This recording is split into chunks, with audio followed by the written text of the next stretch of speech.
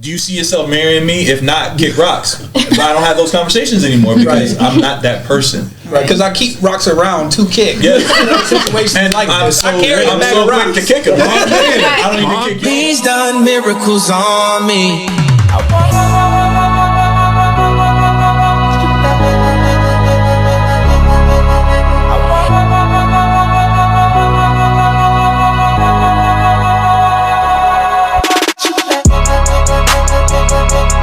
Back again, he's done. Back again, he's done miracles. Back again, he's done miracles on me.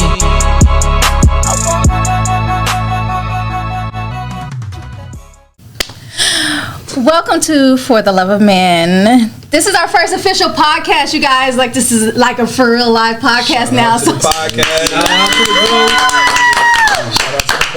the Won't he do it? Won't he do it? We Thank you, gonna, Jesus. Yeah. we gonna no longer be dark. You know what I'm saying? In the corner. Let this chocolate shine through. I am not African. Yes. I wore a black shirt so you can see the difference. Don't blame me, yo. The shadows. I definitely didn't get the dark through shirt for the memo. chocolate. Like, I Come came through through for the you know what I'm chocolate. saying? Super summertimey. Like, I should have wore.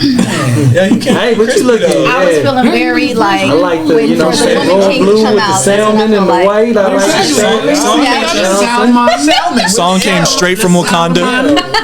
You are kind of blending. I just said a little bit. Hey, I was just looking As soon at as she came in, I was like, song came straight from Wakanda. you know what I'm saying? At least we all in. He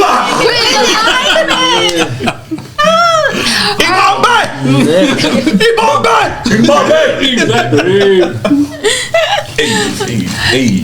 So I'm your host, Song, and co-host, Dr. Sam. Sweating. King, Marcus, Shannon, and Courtney. The two masculinist girl names ever on a podcast together.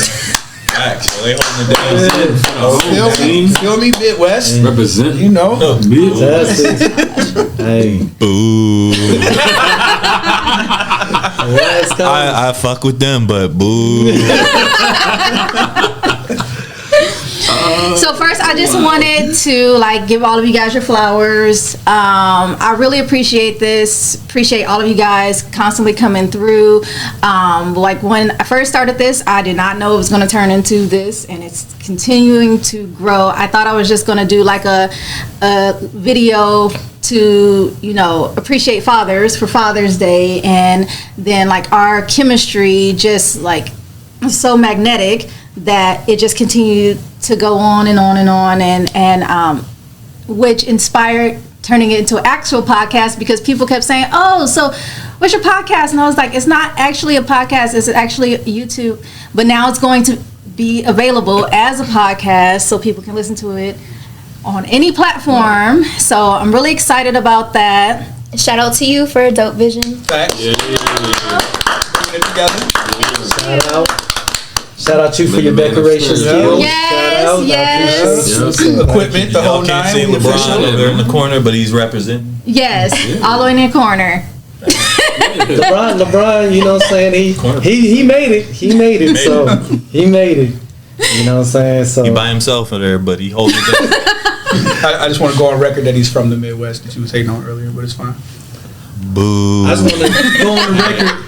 He in Cali, you know what I'm saying? Representing West. I got a boo Akron. He started real getting quick, rings in the 305. You got a boo Akron? You're welcome. We raised him. You brought him into the world. We raised him. Congratulations, Midwest. Oh my God. And we're raising him and his sons. Yep. Now, What? Okay. We loaned him back to the Midwest What's to this take a podcast ring, about? and then he went. Right, For the Love of Me. Oh, the actual show? Okay, today's episode. So real quick, also, we want to thank our sponsors, Living Legacy Auto for my brother for his vision and investment into making all of this happen, because I could not have done this without him. And sometimes people, you know, or they'll say like family don't support you in your dreams and stuff, but he always backs me 100%. Maybe not 100% for paying for everything, but you know, he backs everything. All my expectations. Thank you for cutting the check. It wasn't enough, but thank you for cutting the check. Damn. God bless and good night. Nah, she was trying to make a point to say like, yeah, he ain't paying for everything. But and then let her do that. also, we like to thank our other sponsor, AVDC. So, thank you to Darius for helping us get all of this set up. Shout out to Darius. Shout out. We could not have done your this business without and your you. skill. Yes. And these beautiful setup, man. Yeah, it's nice. Appreciate it. We appreciate you. We feel official. I feel like I'm somebody. Yeah, man. Right. I am. Yeah, man. Alright. Have a good time. So this topic for this episode. Episode. Almost There we said go. We got season. I episode don't know now. why I said but episode is ultimatums. So Ultimatums. what triggered this was Netflix had this really silly, in my opinion, that's not the word I wanted to use, but we're official. Silly reality series on ultimatums, and that's kind of what sparked these questions. But ultimatums are way bigger than just marry me or leave, so that's what we'll be getting into. The easy ones. And the first Marry me or leave. Marry me or That is the leave. easy one. Like it's 50-50. That is the easy one. 'Cause before you get to the word leave, I'm already in the car. Like, He said, marry me. No.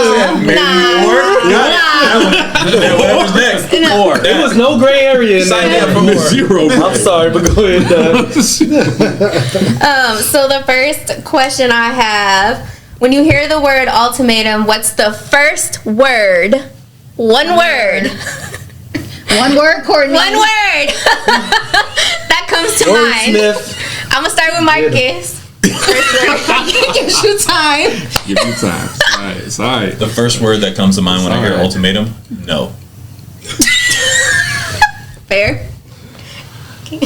Control. I don't Bad. know why I keep leaning. I don't have to lean. It's a I had to habit. stop that. Bondage. He came with a deep word. Right. Bondage. Wordsmith. You gotta keep. It's on brand, bro. It's on brand.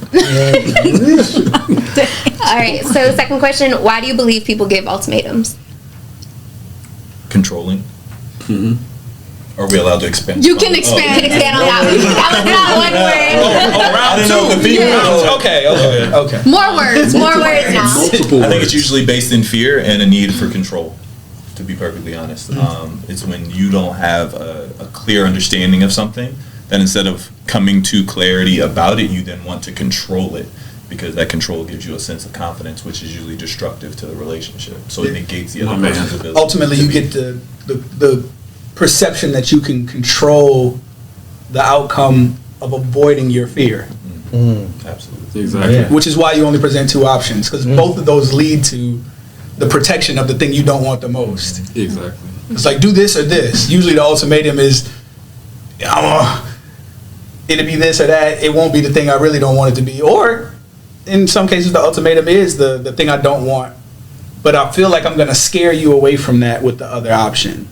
Yeah. What I've experienced with ultimatums is that the ulterior is so extreme. It's like, so marry Exactly. me or leave. Yeah. That there's like, oh, so you think I won't pick the extreme? Correct. Yeah. On GP.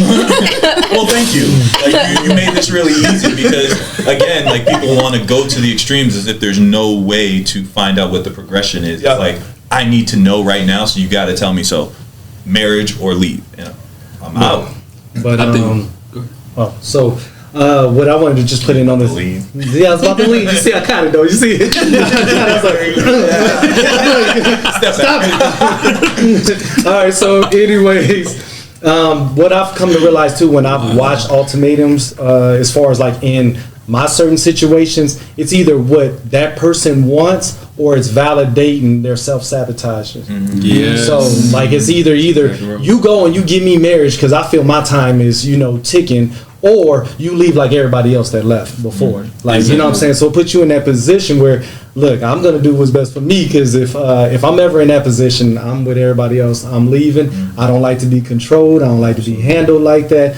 like I said, I'm all about an experience. I feel that I should experience the best version of you as I experience and grow the best version of me, and we should go do experiences. And if we can't, and I'm like, sometimes I've dated and there's been points where people want to like define what it is, but if you don't know what it is yet, you need to give it time to progress. And an ultimatum doesn't speed up the process. It usually goes the opposite direction. Exactly. It's counterproductive. I think also when it comes to ultimatums, there's that piece, just to, y'all touched on it, but just expand on it a little bit more.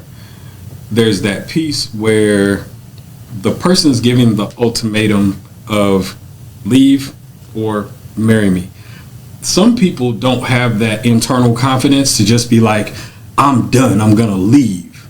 So they want you to make that decision. So that's why they make it so extreme. So it's like, oh, I know you're the type of person where you're not gonna accept the marriage part because that's the problem we've been having. So I want to leave, but I really can't make that decision. So I want you to make the decision. I want that to fall on you. So when I go and talk about this to people, you're the one that made it happen. You might get out of jail free. Exactly. You're the reason why. I get to be the one the next time I date to say the reason my last relationship didn't work is because he left. Yeah. He didn't want to marry me, so he had to go. Yeah. But here's something that I've learned, and I don't know if it's anybody else, but just this point of being, I'm in this sense of freedom and anything that I'm doing, of course, within reason, not disrespecting. But what I've learned is I don't care what you go tell other people.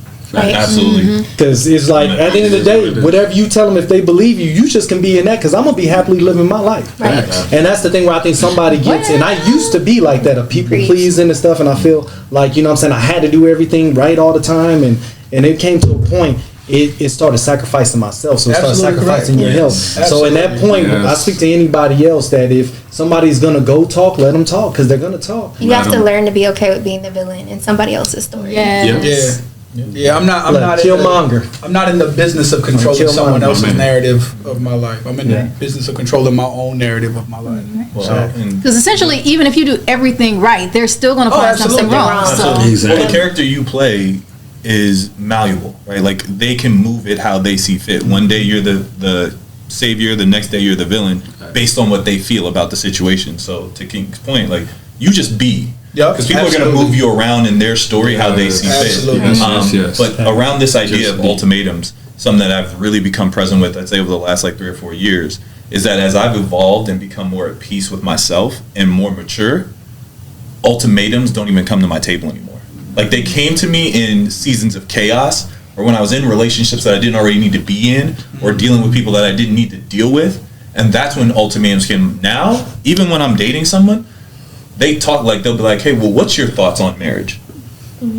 Now we can talk about it. It's a dialogue. Now we can talk about it. But if you be like, do you see yourself marrying me? If not, kick rocks. But I don't have those conversations anymore because I'm not that person. Right, because I keep rocks around to kick. Situations And like I'm this. so, I carry I'm a bag so of rocks. quick to kick them. I don't even kick your rocks. One Jesus second. rocks. I got my own rocks. Look, that's it. I'm glad you said something. Pocket full. Real talk. Pocket full of rocks. Sounds just like him As too. I've changed, it's changed, and that's been an absolute blessing where I'm not even encountering ultimatums anymore.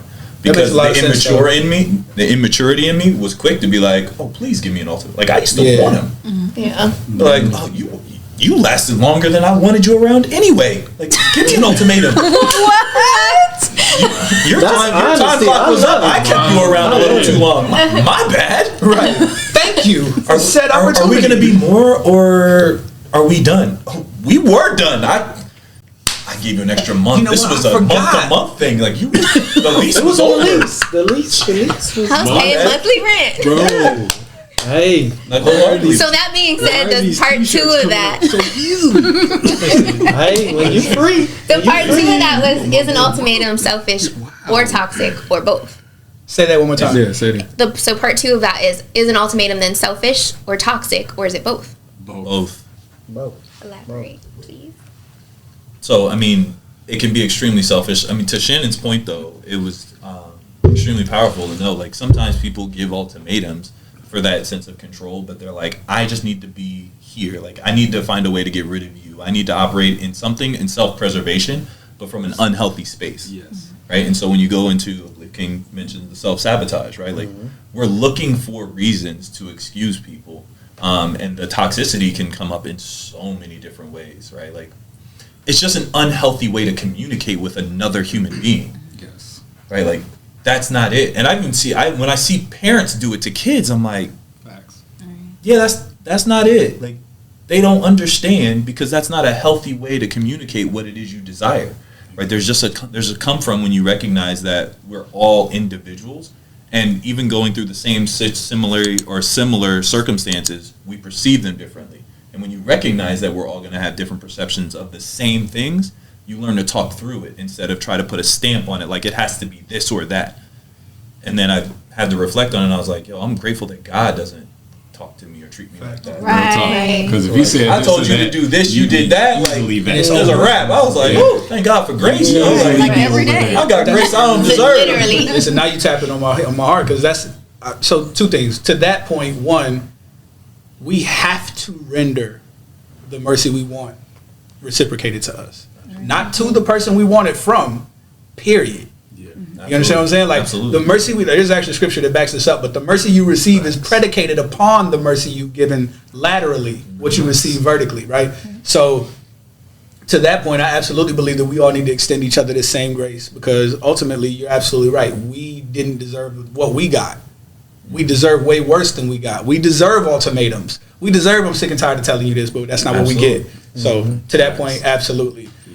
The other thing you said resonated with me as well. I believe that ultimatums are only applicable when there is like a central governing authority over the choices. And what I mean by that is, we agreed upon said stipulations. Therefore, if you're no longer meeting what we agreed upon, either fix this, either come back in alignment, or this is what's going to happen based on the governance that was established at the beginning of whatever it is, whether it be your job, whether it be an interpersonal relationship, or whatever.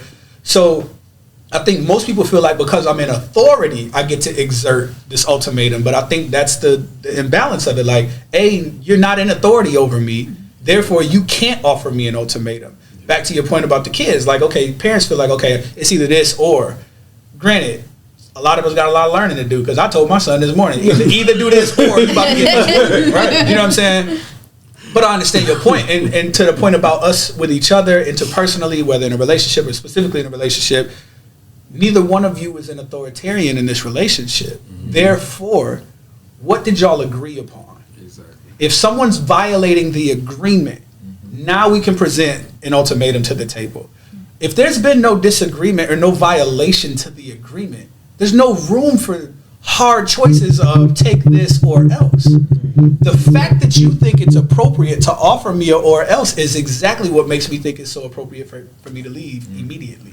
Absolutely. So That is the point right to that point, it just made me think of the scripture, can two walk together unless they agree? And so if you're going to be in a relationship with somebody, whether it's romantic, friendship, family, otherwise, you have to be able to be in agreement with that person. And if you're not, then you're going the opposite way. So your journey together is going to separate. You can't then try to force that person to be like, no, you need to come over here where I am. No, we agreed to walk this way, and where you're going is a detour off of the plan that we already created together. So here's the interesting thing I've always thought about that, and you gave a perfect analogy. I always look at it as a fork in the road. Excuse me. How can two walk together unless they agree? We can walk the same direction if we agree. We can also go the opposite direction if one of us agrees. But by default, one of us is getting dragged. Yep. And no one wants to be in a real relationship where they're being dragged into anything. It goes right back to the bondage and the control that we were all talking about earlier. Right. We can go that way together. One of us does not want to be here. Does the other one really want the kind of relationship where the other one doesn't want to be there? Right. And here's what I want to add to the ultimatums, because this is all great information. But what I got out of it too is that if a person, because we were talking about what happens, but what my advice would be to somebody else is when you set these boundaries, the parameters, and you come to that fork in the road, instead of getting ultimatums, it needs to be let's say a reevaluation. So you need to reevaluate your relationship. Like, this is where things is going. Because once again, I said it's about, experiencing each other. Like, this is where I'm going in my life. This is my vision. Even if I mentioned it, because it's one thing for somebody to see and hear you mention it and then move into your destiny. Right. Because when God calls you to something great, it's not always easy in relationships, especially if you're pursuing business or ministry, whatever it is you're doing. When you're doing something great, your first thing is going to be is your relationship. If it's your children, your spouse, whoever it is. And that's when I think people need to sit down and start talking to each other and really be like, this is where it's going. And I know it's going to be rough, but these are going to be the next few road miles coming up. Like, this is going to be the next 3 to 5 years of what's going on. Are you still good? Because, this is what I talked about 10 years ago when we was together. Now we're at the 5-year mark. You ready for the next 5? Because I went being married for almost 15 years, or together with her 15 years, I realized there were changes. When I first met him, I was a young man, very, very young. I think about that time, 21. Mm-hmm. So then like another 5 years, 2 children came in. So that changed the dynamics from none to 2. Right. And then from there, another 5 years, 2 more came. So the dynamics changed again. And I started seeing that, like my life was getting to a point where I was seeing it going to the left, but I'm like, the left looked right. Like, I got a vision board, I want it and stuff like that. And the relationship didn't make it.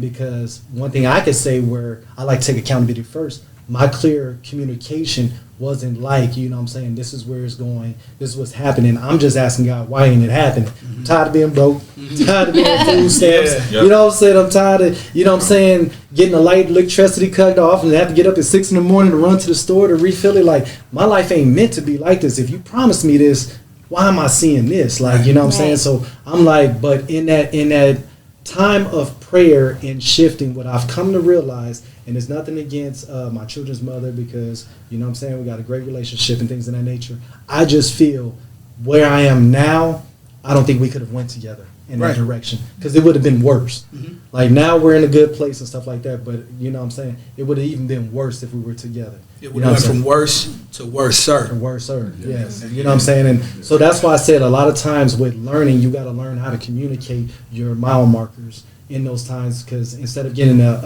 ultimatum, you got to just let somebody know, like, a forecast of what's going to happen. Yeah. And or just where you're at, too. It's like, hey, I'm sorry.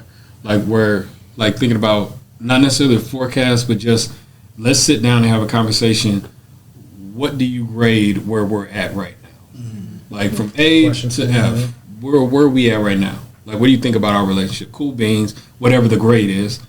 Okay, cool. This is what I see. These are the things that I see now. These are the things that I see coming. What do you see? If you're not on the same page, then you can try and get on the same page. If you figure you can't get on the same page, then you got to reevaluate that, just like you said, and figure out, maybe I need to go left, you need to go right. We can still be dope together, raising children, all that stuff, whatever. Like me and my ex, same thing. We're cool.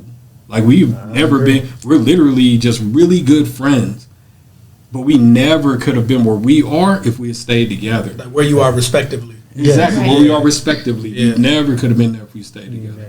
So it's the whole thing of just knowing, like, at that point in time, maybe you just need to have that conversation to sit there and say, this is where I am right now, this is what I'm thinking, this is what I see for our future. I feel like that's passive, and I don't feel like you're a passive person. I don't feel like that's a maybe situation at all. I feel like that conversation is imperative. Mm-hmm. When you recognize that you're at a fork in the road or a pivotal point in wherever you're going, it's imperative to have those alignment conversations to say, okay, look, this is what's about to happen.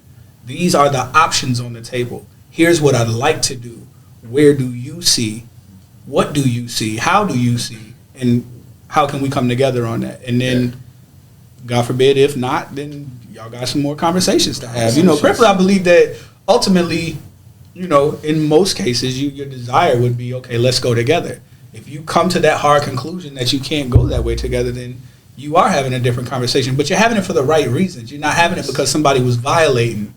You know what I'm saying? You're having it because you genuinely want what's best for both parties. I feel like that's the mature thing to do. That's the exact opposite of what's on the subject table today. It's like, do it my way or this. Right.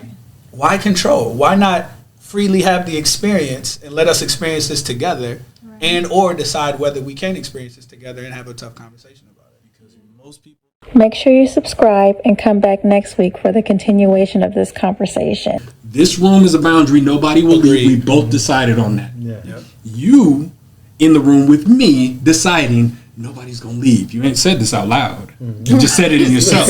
Nobody's leaving. Nobody's leaving. You get up and walk out because you're about to go get a drink. Gotta use the bathroom, whatever. What you leaving for? Hold on for a second. We haven't even had this conversation. If you leave out that door, you can't come back in. Ultimatum. That's boundary. We both decided that this is the boundary and we're not leaving.